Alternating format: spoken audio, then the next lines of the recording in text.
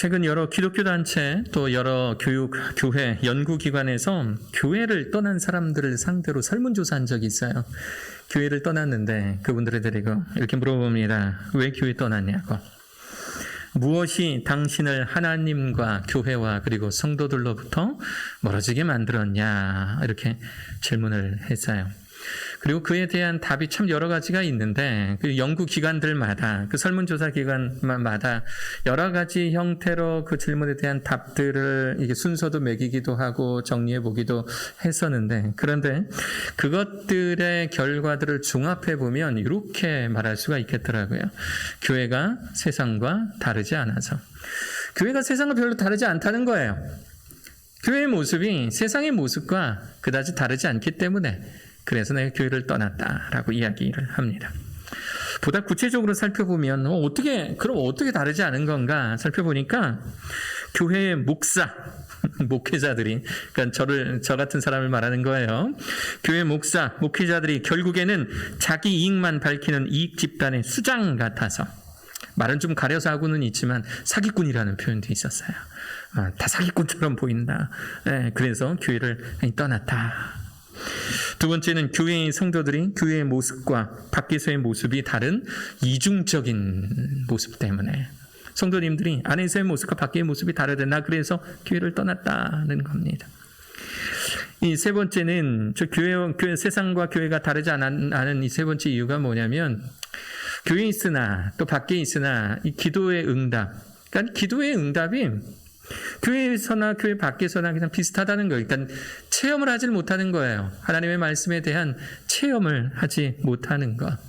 기도에 대한 응답의 체험을 하지 못하는 것. 하나님과 인격적인 만남, 그 교제를 할 수 있는 그런 기회를 박탈당한 것. 이런 것 때문에 난 교회를 떠났다라고 이야기하더라라는 겁니다.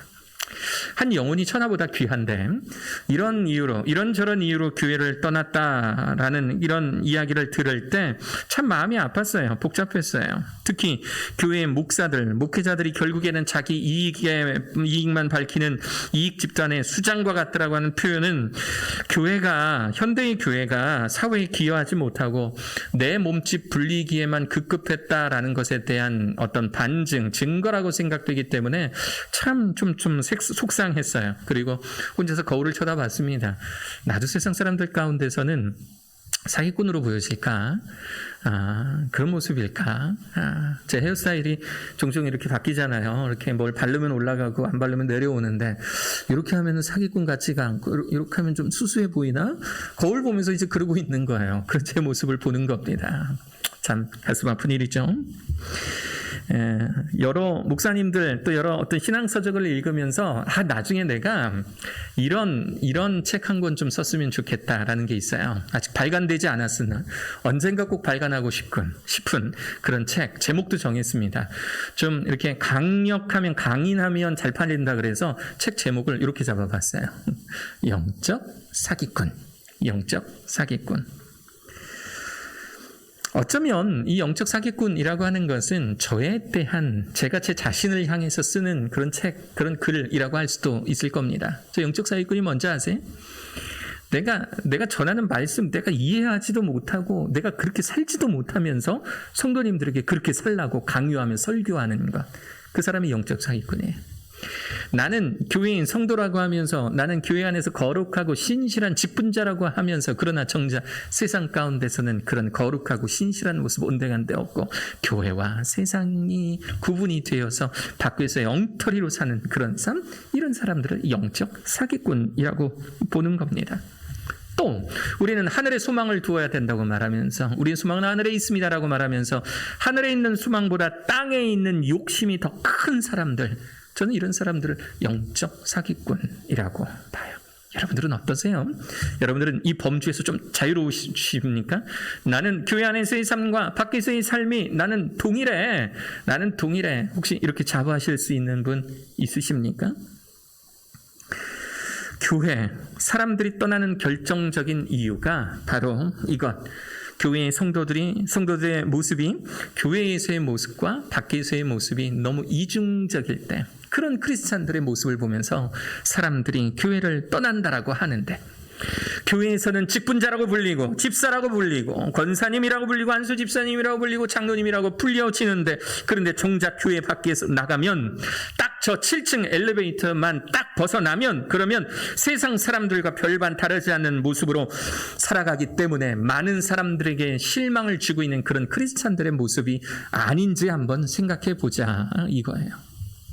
우리가 교회의 부흥을 이야기하는데, 교회의 성장을 이야기하고 있는데, 나만 부흥하고 나만 성장하지 내 옆에서 나를 보고 있는 사람들은 나를 통해서 도무지 예수 그리스도를 바라보지 못하고 있는 그런 삶, 혹시 우리가 그런 삶 살고 있지는 않는가 여러분들께 여쭙는 겁니다. 최근에 한 1년 전에 이런 사건이 있었죠. 저 가슴 아프게 하는 사건이 있었어요. 소위 정인인 사건이라는 것이 있었습니다. 2020년 서울 양천구에서 발생한 아동학대 살인 사건입니다. 홀트 아동복지에서 입양한 당시 8개월의 여자아이를 입양모 장모 씨와 입양부 안모 씨가 장기간 심하게 학대하여 16개월이 되었을 때 죽음에 이르게 한 혐의로 지금도 재판을 받고 있는 바로 그러한 사건입니다. 이 사건에 놀라운 사실 두 가지가 있었어요. 이런, 제가 그 소식을 들으면서 이런 사건이 사실이 두 가지가 있어요. 첫 번째는 아이를 입양한 이유 중에 하나가, 여러 이유가 있는데 그 중에 하나가 아파트 청약에 있어서 높은 점수를 받으려 했다라는 거. 뭔지 알 것 같아요. 아파트 청약 점수 높이려고 아이를 입양했다라는 거예요. 또 두 번째 충격받았던 것은 이 양모, 양부 모두가 지방의 작지 않은 교회의 목사님들의 자제들이었다라는 거. 이 양부도 그렇고 양모도 그렇고 다 목사님 아들, 딸이었던 거예요. 그래서 많은 사람들, 어떤 사람들은 그 교회에 찾아가서 그 교회에 찾아가 테러하기도 하죠. 성도들에게, 또 목사님 가정에게 테러하기까지 합니다. 게다가 양부는 국내 모 기독교 방송국의 PD로 알려져서 세인들에게, 세상 사람들에게 인륜을 저버린 잔인하고 잔악한 악독한 크리스찬이라는 그런 평가를 받게 하였어요. 또 이런 일도 있었어요. 양주 고깃집 사건 혹시 여러분들 아세요? 양주 고깃집 사건. 양주의 한 고깃집에서 모녀가 식사를 하고 있었는데 옆자리에 할머니 할아버지가 앉은 겁니다. 모녀가 식사를 하다가 할머니 할아버지가 앉아서, 할머니 할아버지를 앉히지 뭐 조용히 식사하고 그러시지 않잖아요. 말도 크게 하시고 마스크 벗고 뭐면서 이렇게 식사도 하시면서 이렇게 기침도 하시고 막 그럴 거 아니에요. 그게 너무 불쾌했나 봐요. 그래서 일어나서 다 먹고, 잘 먹고 일어나서 나가면서 이제 그 고깃집 사장님께 항의를 한 겁니다. 어떻게 코로나19에 바로 옆자리에 할머니 할아버지, 저것도 기침 많이 하는 할머니 할아버지들을 좀 쉽게 그들이 했던 말, 그분들이 했던 말로 표현을 하면 늙은이들을 내 옆자리에 앉혀가지고 이렇게 불안하게 밥 먹게 했냐고 그렇게 이 고깃집 사장에게 따진 거예요. 고깃집 사장이 자기 마음을 공감해 주지 않는다고 이제는 집으로 돌아가서 그 고깃집에 전화해서 생각해보니 너무 불쾌해서 못 있겠으니 나 먹었던 거 다 환불해내라고, 안 그러면 뭐 어디에 신고하고 뭐 방역 지침 지키지 않은 걸로 신고하고 뭐 어떻게 하겠다 저렇게 하겠다, 온갖 협박과 그냥 이 욕설들을 이 고깃집 사장에게 막 하기 시작한 거예요. 너무너무 억울하고 화가 난 이 고깃집 사장이 이 이야기를 이제 어떤 인터넷 사이트에 올려서 많은 사람들이 알게 되었어요. 그리고 많은 사람들이 그 CCTV에 잡힌 그 모녀의 얼굴을 보고 이제 신상 털기에 나섰는데, 알고 보니까 그 갑질을 했던 그 분이 지역 교회 목사님이셨어요. 여자 목사님이셨어요. 시집까지 냈던. 그러니까는 사람들 앞에서는 시집도 내고 뭐 시집 발표회도 하고 사람들 앞에 서서는 온갖 거룩한 척, 진실된 척 다 하다가 정작 자기가 고깃집에서 옆자리에 할머니 할아버지 앉았다고 갑자기 갑질 인사로 바뀌어서 그렇게 고깃집을 못살게 굴고 결국에 영업을 방해해서 큰 손실을 입게 했던 그런 안타까운 소식을 인터넷으로 접하게 되었습니다. 참 얼마나 참 가슴이 아픈지요. 그런데 손가락질은 못하겠는 거예요. 에휴, 저는 이렇게 손가락질은 못하겠는 거예요. 왜냐하면 정도만 다를 뿐이지, 빈도만 다르고 그 세기만 다를 뿐이지, 어쩌면 저도 똑같이 세상 가운데서 하나님 영광 가리우는 그런 허물뿐인 양면적인 이중적인 크리스천의 모습 생각해보면 나 또 그런 모습을 갖고 있지 않나라는 생각을 해보니까 그 사람들을 향해서 감히 손가락질을 못하겠다라는 겁니다. 여러분들은 어떠세요? 여러분들은 교회에서의 모습과 밖에서의 모습 똑같으십니까? 어떠세요? 여러분들에게 좀 실수하는 분들을 향해서 여러분들이 충분히 갑질할 수 있는 어떤 그런 상황 가운데서 여러분들은 선한 어떤 그런 크리스찬의 모습을 가지고 있습니까? 아니면 세상 사람들이 화내는 것처럼 똑같이 화내고 세상 사람들이 역정내는 것처럼 근심하고 걱정하고 염려하는 것처럼 여러분들도 그렇게 살아가십니까? 어떠세요? 교회 안에서의 모습은 제가 보니 알겠어요. 여러분들 모두 다 거룩하고 모두 다 말씀 사모하고 아멘 잘하고 찬양도 잘하시고 감동도 잘 받으시고 모두 다 좋아요. 너무 멋진 성도님들이세요. 그런데 혹시 여러분은 저 7층 엘리베이터를 타고 나가서 지하 1층, 2층, 지상 1층을 거쳐서 여러분들의 댁으로 가실 때 그때부터 여러분들의 모습은 어떠세요? 어떤 모습이십니까? 많은 사람들이 그 모습이 달라서 교회를 떠난대요. 교회에서 보이는 그분의 모습과 교회 밖에서 보이는 그분의 모습이 너무 달라서 나는 교회를 떠난다라고 이야기를 하는데, 그런데 혹시 저를 포함해서 우리들은 어떤 모습입니까? 어떻게 살아가고 있나요? 예수님께서는 당신의 제자들에게 이런 말씀하셨대요. 마태복음 5장 13절을 보니까 너희는 세상의 소금이다. 세상이 썩어질 거야. 세상이 부패해져 갈 거야. 그런데 내가 너희들을 세상의 소금으로 보내니 너희들 세상 가운데 가서 그 썩어지는 세상이 더 이상 부패하지 못하도록 너희들이 역할을 해야 되라고 이 예수님께서 이 제자들에게 말씀하신 거예요. 세상 참 심심하잖아. 세상이 참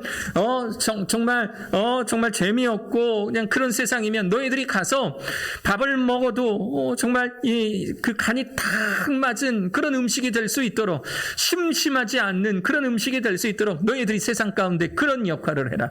즐거움을 주고 행복을 주는 그런 역할을 해라 라고 우리를 세상에 보내셨는데, 그런데 소금이 만일 그 맛을 잃으면, 소금이 짜야 되는데 그 짠맛을 잃으면 무엇으로 짜게 하리요? 후에는 아무 쓸데없어 다만 밖에 버려져 사람들에게 밟힐 뿐이니라. 이 지역의 소금들은 다 암염이에요. 암염. 무슨 얘기냐면 사해바다에 소금들이 나트륨 성분이 쌓이고 쌓여서 마치 돌멩이처럼 딱딱한 모습이에요. 그래서 육안으로는 저게 자갈인지 소금인지 모를 정도입니다. 먹어봐야 알아요. 먹어봤는데 근데 이것이 짜면 소금이고 안 짜면 그것은 자갈인 거예요. 그래서 사람들은 입에 대봅니다. 이게 자갈인지 소금인지. 그런데 만약에 소금이 그 짠맛을 잃으면 그거 어떻게 돼요? 길가에 버리는 수밖에 없어요. 버려지면 사람들이 그것들을 밟을 뿐이니라. 크리스찬이 세상의 소금의 역할을 하지 못하면 세상 사람들이 이처럼 밟아버립니다. 요즘에는 밝기 참 좋아요. 인터넷이라는 사방팔방 다 알릴 수 있는, 그냥 전 세계로 소식이 한 번에 엔터키 하나에 모든 전 세계로 소식이 쫙 전달되어질 수 있는 그런 상황이라 보니 밟히기 딱 알맞은 그런 때입니다. 예수님께서 말씀하셨어요. 벌써 2000년 전에. 너희들 크리스찬이 세상 가운데 짠맛을 잃으면 밖에 버려져 밟힐 뿐이다. 오늘 로마서 말씀을 여러분들과 함께 읽었습니다. 로마서의 말씀은 말 그대로 로마의 교인들에게 쓴 편지예요. 로마는 지중해 한가운데 있는 당시의 지중해 연안의 패권을 잡고 있었던 초대 강국입니다. 지금 이 영역들이 음영 처리된 이 영역들이 당시 저 로마 동그라미 친 저곳 저 로마가 점령한 땅입니다. 북쪽 가려서 안 보이지만 영국 남쪽 지역까지 이 로마가 점령한 그런 상태였어요. 초대 강국. 사도 바울이 로마에 있는 교인들에게 편지를 쓰는데 흥미로운 사실은 뭐냐면, 사도 바울은 이때 당시 로마서를 쓸 때 당시 로마의 교인, 로마에 한 번도 가보지를 못했어요. 로마에 한 번도 가보지를 못했고, 다만 앞으로 로마를 가야 될 텐데, 이제 앞으로 세계 선교를 위해서 이제 지중해 땅 끝에 있는 스페인까지 예수 그리스도의 복음 들고 찾아가야 되는데, 그런데 그곳에 가려면 로마의 교인들의, 로마라고 하는 곳의 교인들의 도움이 없이는 불가능한 것을 알았기 때문에 멀리 떨어져 있던 상황에 로마의 교인들에게 편지를 쓴 겁니다. 그게 로마서예요. 이 사도 바울은 로마에 가보지는 않았지만 사람들의 이야기를 통해서 로마의 성도들이 어떻게 살아가고 있는지는 들어서 알고 있었어요. 이전에 제가 좀 설명을 드렸듯이, 지난 주일에도 설명드렸듯이, 이스라엘에는 여러 역사적 사건들 속에서 디아스포라, 흩어짐의 역사가 있었어요. 그래서 많은 유대인들이 로마를 비롯해서 이집트 북쪽의 알렉산드리아, 우리 지난주에 알렉산드리아 이야기도 했었죠. 여러 지역, 저 지중해 여러 지역의 유대인들이 흩어져 흩어져 있었어요. 지금도 이스라엘 본토에 사는 유대인들보다 전 세계 흩어져 사는 유대인들의 인구가 훨씬 더 많아요. 그때 당시에 로마에서도 역시 많은 수의 유대인들이 함께 살고 있었는데 이 유대인들은 다른 민족과 다른 아주 큰 특징이 하나 있어요. 유일신을 믿는다라는 겁니다. 유일신. 하나님 한 분. 그리스 로마 신화 여러 잡다한 신들이 잡탕밥처럼 꾸며져 있는 그런 로마의 그 한복판에서도 유일신 하나님만 믿는 민족이 유대인들이었어요. 그들은 이 종교적 정체성 때문에 그들끼리 모여 살고 그들끼리 예배하고 그들끼리 정보를 나누었어요. 전 세계에 흩어져 있는 유대인들이 함께 모여서 정보를 공유하니까 그러니까 이 사람들이 세상의 눈에 빨리 뜬 겁니다. 세상을 향해서 눈을 빨리 뜨고 어디 가면 돈을 벌 수 있고 어디 가면 땅을 살 수 있고 어디 가면 무엇을 얻을 수 있는지 서로 정보가 공유가 되니까 유대인들은 전 세계에 흩어져 있는 유대인들이 잘 살아요. 정보가 밝으니까 어디 가면 돈이 되는지 알고 있으니까 그러니까 전 세계에 있는 유대인들이 돈을 잘 버는 거예요. 부자인 거예요. 로마도 마찬가지예요.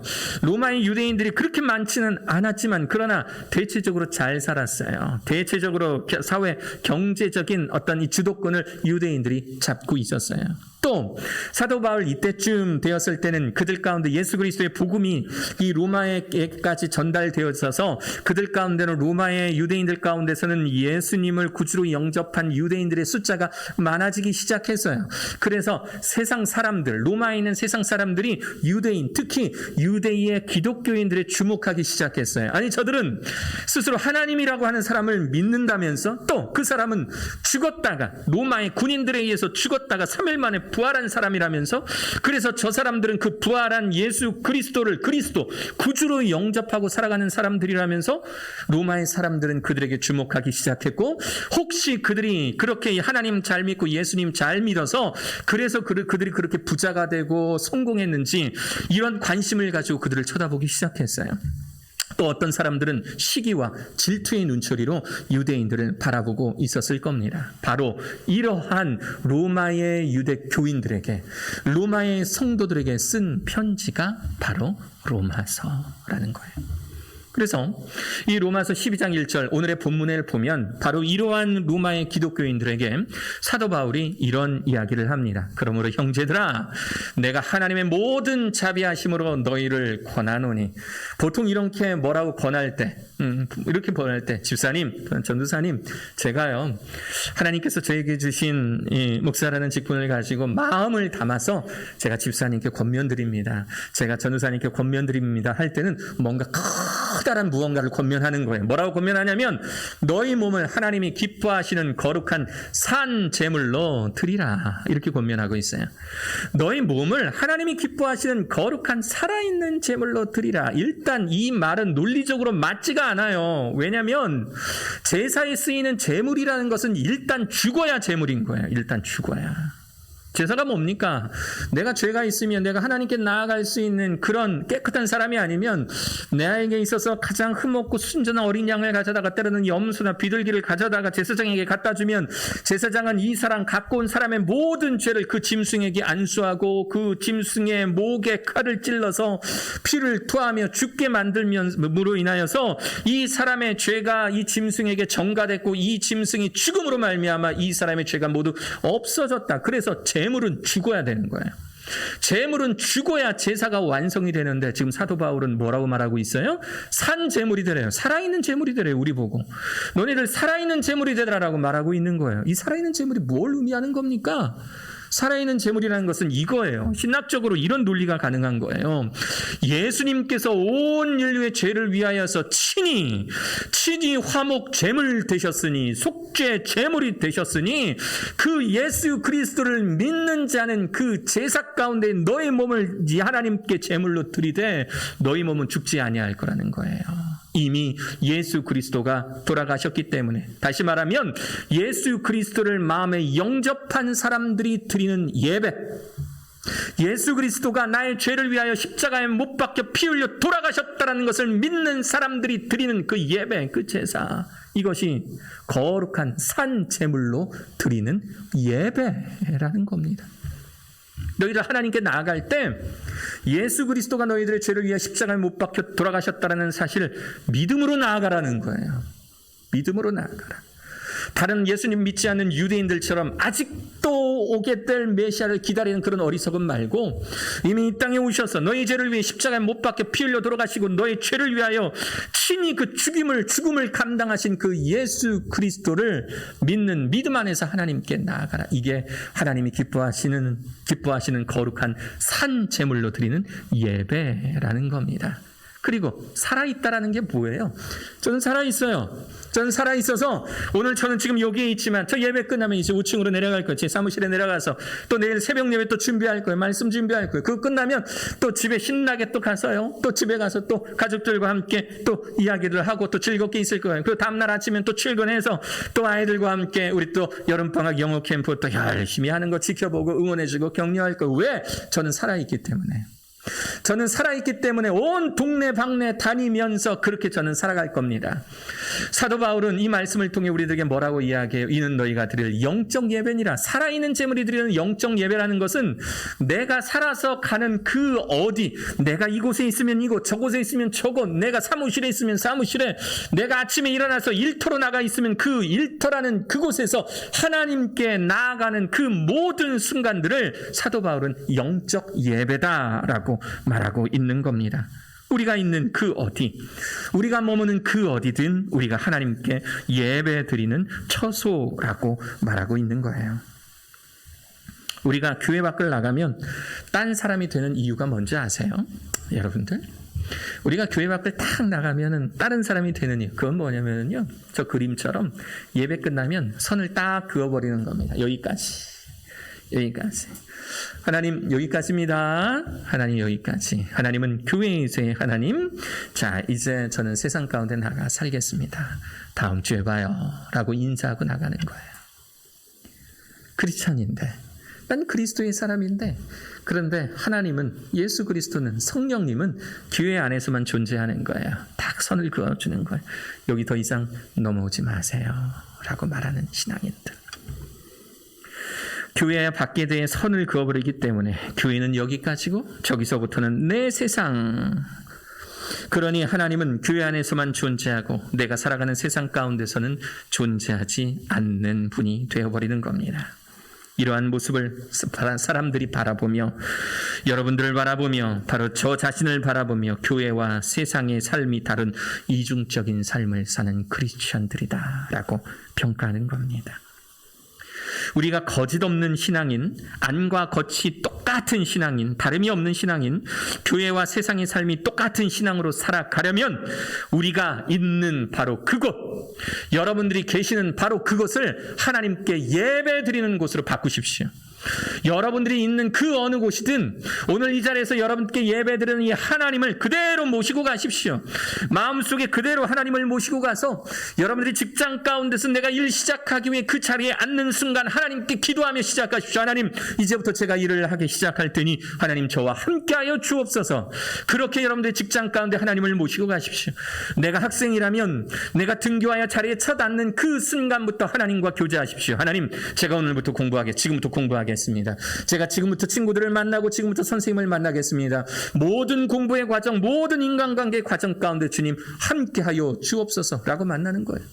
주님, 오늘 제가 병원에 갑니다. 주님, 제가 이제 병원에 가서 의사를 만나야 되고 그 의사와 이야기를 하고 나의 몸 건강에 대해서, 나의 치료 방법에 대해서 논의할 텐데, 하나님, 의사의 힘으로, 의사의 능력이 아닌 이 세상을 창조하신 하나님의 능력, 모든 질병을 치료하시는 예수 그리스도의 능력이 그 병원과 그 병원 관계자 가운데 함께 하시기를 원합니다 라고 기도하실 수 있는 여러분 되시라는 겁니다. 하나님은 교회 안에서만, 그 이상은 하나님은 아니에요. 어디 집까지 따라오려고 하세요? 하나님, 제가 잘 알아서 할게요. 제가 어린애예요. 병원 가서 제가 이야기 잘하고 올 테니까 하나님 여기까지만. 우리 교회의 성도님들이 기도하고 계시니 하나님 여기까지만. 정작 자신은 기도도 하지 않으면서, 정작 자신은 나를 위해 기도하지 않으면서 교회의 성도님들이 나를 위해 기도함으로 라고 그렇게 생각하신다면, 그러면 교회 안과 교회 밖이 다른 거짓 신앙인으로 살기 딱 알맞은 조건인 것입니다. 군대에서 술을 강제로 먹어야 될 때가 있었어요. 직구준 고참들이 불렀어요. 내무반 옆에 창고가 하나 있었는데 군대 창고이기 때문에 철문이 두께가 있다고 하네요. 그냥 힘들게 열고 들어가니까 불러서 갔더니 그 안에서 우리 고참들 몇 명이 벌써 한 소주 몇 병 사다 놓고 술 안주 갖다 놓고 저를 기다리고 있는 거예요. 야, 너도 이제 고참이 됐으니 이제 술 한잔 해라. 신병 때는 잘 넘어가는데 고참이 돼서 인간관계로 밀어붙이니까 너무너무 힘들었어요. 그래서 안 먹는다고 하니까 고참 중에 한 명이 이런 이야기합니다. 야, 나도 교회 다녀. 나도 이번에 휴가 나가서 교회 갔었어. 마셔도 다 마시더라. 야. 우리 할아버지가 장로님이야. 야, 나는 어렸을 때 학생회 회장 출신이야. 마셔. 그래서 제가 술잔을 조용히 들었어요. 탁 들고요. 가슴에 이렇게 탁 대고요. 기도했어요. 주여 하고 기도했습니다. 아주 간절하게 기도했어요. 왜 그랬는지 알아요? 스스로 크리스찬이라고 말하는 그 고참한테 보여주고 싶었어요. 스스로 자기 할아버지도 우리 집안도 기독교 집안이라 우리 할아버지가 장로님이고 할머니와 권사님이라고 말하는 그 고참에게 제 모습을 보여주고 싶었어요.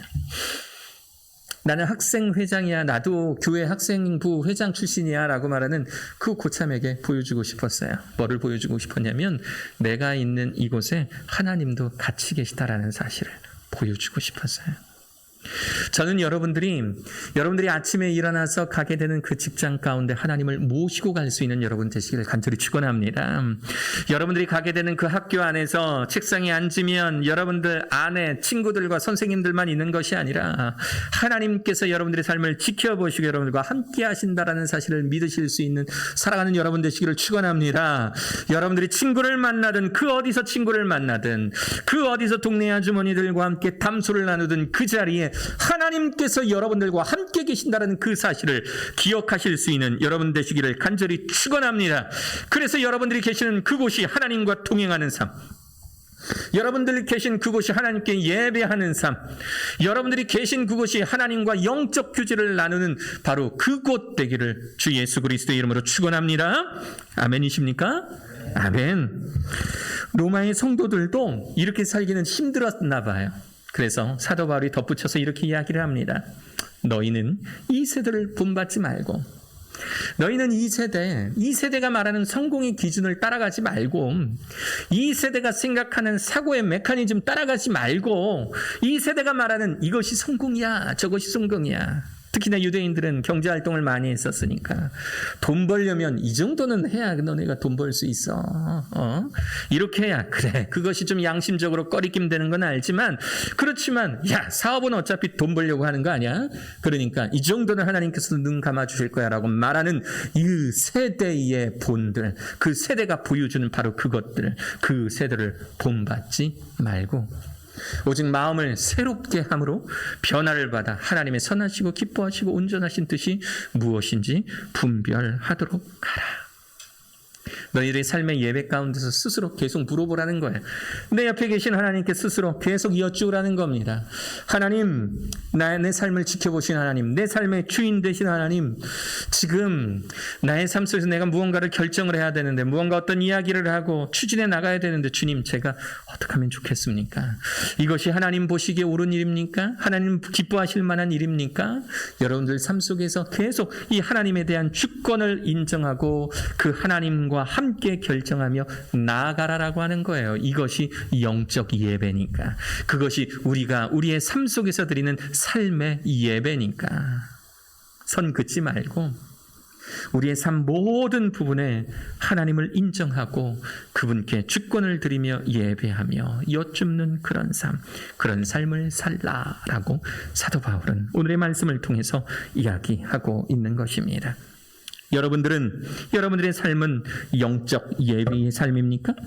여러분들의 삶은 세상 사람들의 시각으로 보았을 때 이 세대를 본받지 않는 삶, 하나님의 선하시고 기뻐하시고 온전하신 뜻을 분별하는 삶을 여러분 살아가고 계십니까?